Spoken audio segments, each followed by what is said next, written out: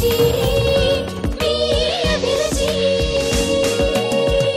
శైలజ గారు రెడీయా? రెడీ అండి. మీరు ఏదో రైస్ అన్నారు, వెజ్ గ్రీన్ రైస్.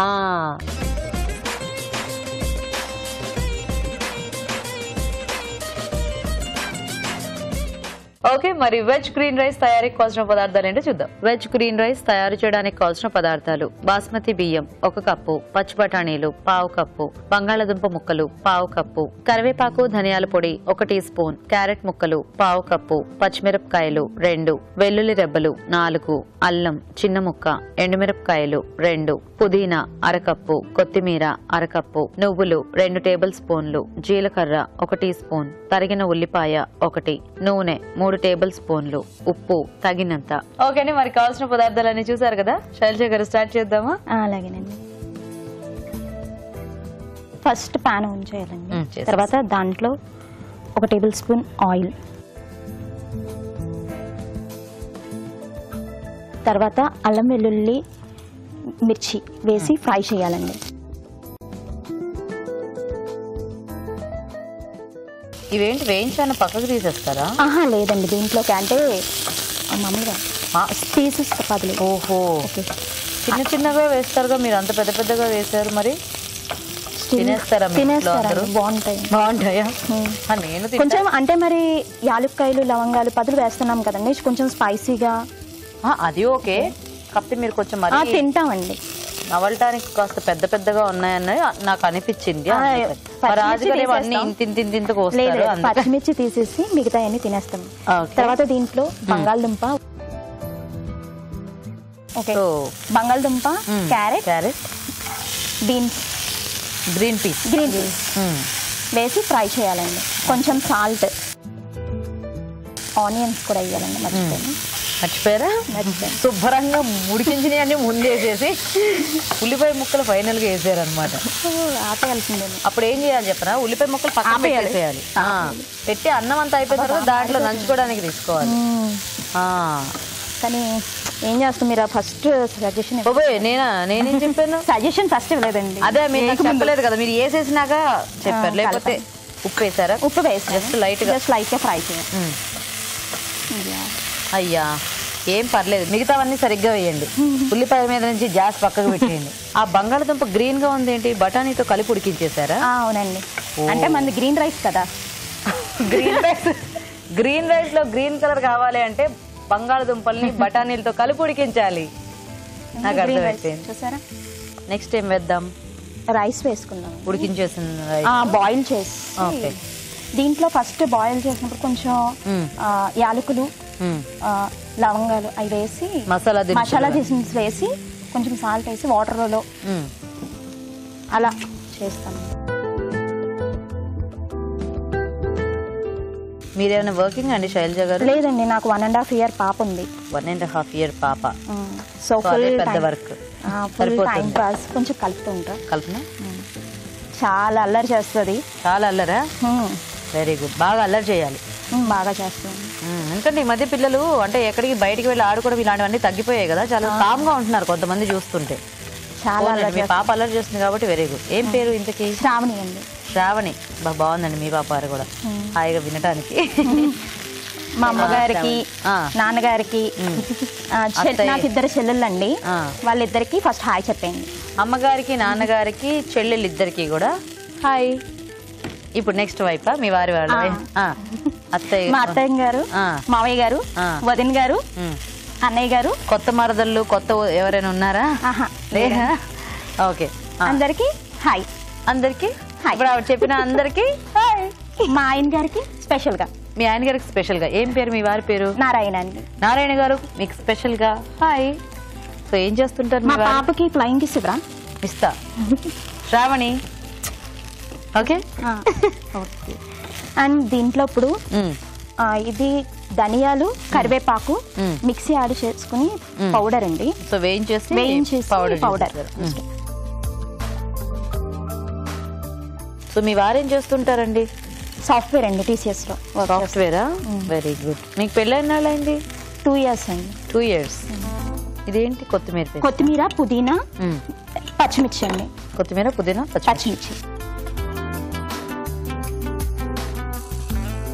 చూసారా స్మెల్ ఎలా వస్తుందో? స్మెల్ మనకి కొత్తిమీర పుదీనా మామూలుగా ఆకులు ఉంటేనే అది అలా తెలుస్తూ ఉంటుంది. ఇంకా మీరు పేస్ట్ గ్రైండ్ చేశారు కాబట్టి ఇంకా బాగా తెలుస్తుంది. ఆకులు ఉంటే పిల్లలు తీసేసి పక్కన పెట్టేస్తారండి. ఇప్పుడు మనము ఉప్పు ఇందాక కొద్దిగా వేశారు కదా, ఆల్రెడీ రైస్ లో బాయిల్ చేసుకునేటప్పుడు వేసారా? ఓకే. ఇదేం పౌడర్?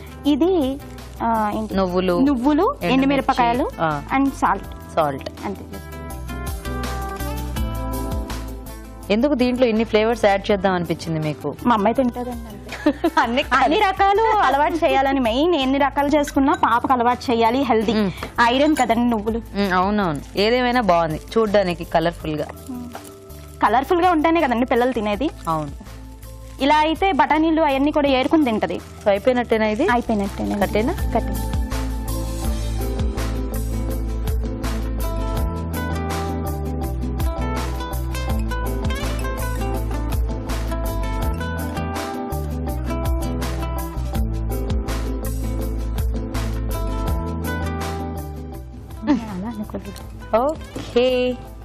ఓకే అండి. మరి వెజ్ గ్రీన్ రైస్ కూడా రెడీ. టేస్ట్ చూసే ముందు తయారీ విధానం ఇంకోసారి చూద్దాం. వెజ్ గ్రీన్ రైస్ తయారు చేసే విధానం: ముందుగా బియ్యం ఉడికించి అన్నం సిద్ధం చేసుకోవాలి. పుదీనా, కొత్తిమీర, పచ్చిమిరపకాయలు కలిపి మిక్సీ పట్టి పేస్ట్ సిద్ధం చేసుకోవాలి. నువ్వులు, ఎండుమిరపకాయలు కలిపి మిక్సీ పట్టి పొడి సిద్ధం చేసుకోవాలి. ఒక పాన్ లో తరిగిన అల్లం, వెల్లుల్లి, పచ్చిమిరపకాయలు, ఉడికించిన బంగాళదుంప ముక్కలు, క్యారెట్ ముక్కలు, పచ్చి బఠానీలు, ఉల్లిపాయ ముక్కలు, ఉప్పు వేసి వేగనివ్వాలి. దీనిలో అన్నం, కరివేపాకు, ధనియాల పొడి, ముందుగా సిద్ధం చేసుకున్న పేస్ట్ వేసి వేగనివ్వాలి. తర్వాత నువ్వుల పొడి వేసి బాగా కలుపుకోవాలి. అంతే, veg green rice ready.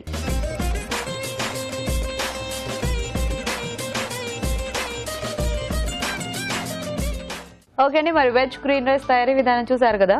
So రాజు గారు చాలా కలర్ఫుల్ గా రకరకాల పొళ్ళు వేసి బాగా చేశారు.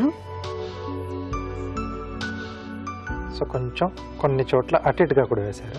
ముందు వెనక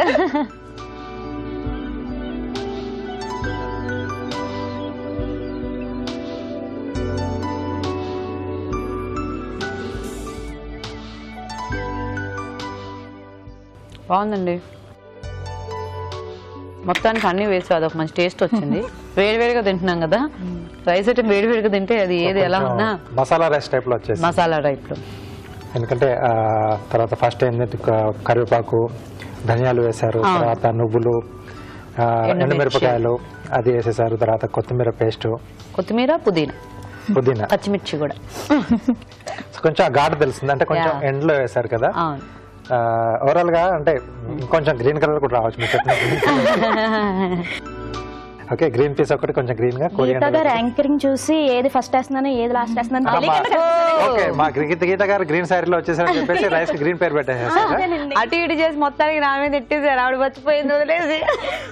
నేను గ్రీన్ కలర్ చేస్తున్నానని గీత గారు గ్రీన్ కలర్ శారీ వేసుకున్నారు. అవును, నాకు తెలియకపోయినా నేను కనీసం అట్లీస్ట్ దానికన్నా మ్యాచ్ అయ్యేటట్టుగా మీరు రైస్ చేస్తే బాగుండేది. గ్రీన్ పీస్ మ్యాచ్ పర్లేదు. గీత గారు గ్రీన్ పీస్ తో కొంచెం అలా అడ్జస్ట్ అయిపోతాను.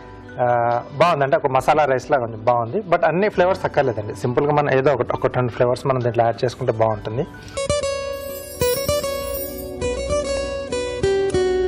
ఇప్పుడు మీకోసం ఇంకో చిట్కా.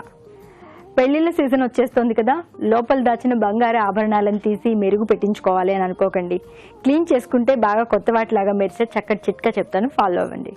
పంచదార వేసిన నీళ్లలో బంగారు ఆభరణాలు ఏవైతే మురికి పట్టి ఉంటాయో వాటిని ఒక 1/2 అవర్ పాటు ఉంచి దాని తర్వాత క్లీన్ చేసుకున్నట్లయితే శుభ్రంగా క్లీన్ అయిపోతాయి, కొత్త వాటిలాగే తళతళ మెరుస్తూ ఉంటాయి.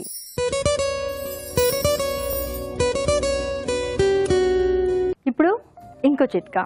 మామూలుగా మనం పాలు కాచేసి వాడుకున్న తర్వాత ఆ వేడి పాలు అలాగే ఫ్రిడ్జ్లో పెట్టేస్తూ ఉంటారు చాలామంది. ఇంకా కూరలు కూడా చల్లారక ముందే ఏదో హడావిడిగా బయటకు వెళ్తూ అలా వేడివేడి పదార్థాలని ఫ్రిడ్జ్లో ఉంచేస్తూ ఉంటారు. ఇలా చేయడం ఎంత మాత్రం మంచిది కాదు. ఎందుకంటే దీనివల్ల మనం పెట్టే ఆహార పదార్థాలు పాడవుతాయి, అలాగే ఫ్రిడ్జ్ పాడయ్యే అవకాశం కూడా ఉంది. కాబట్టి చల్లగా అయిన తర్వాతే ఏ పదార్థాన్నైనా ఫ్రిడ్జ్లో స్టోర్ చేసుకోవాలి.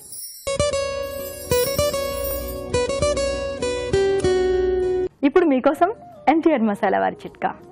మామూలుగా ఒక్కోసారి పొయ్యి మీద పాలు పెట్టి మర్చిపోతూ ఉంటాము. పాలు బాగా ఉడికిపోయి మాడు వాసన వస్తూ ఉంటుంది. ఇలా మాడిపోయిన పాలను ఇంకేం చేసుకోవాలి అని చెప్పేసి వ్యసన పడకుండా వెంటనే అందులో ఒక తమలపాకు కనుక వేసామనుకోండి, ఈ మాడు వాసన అంతా కూడా ఆ తమలపాకు పీల్చేసుకుంటుంది. దీని తర్వాత తమలపాకు బయటకు తీసేసుకున్నట్లయితే పాలు యాజ్ ఇట్ ఈస్ ఫ్రెష్గానే ఉంటాయి.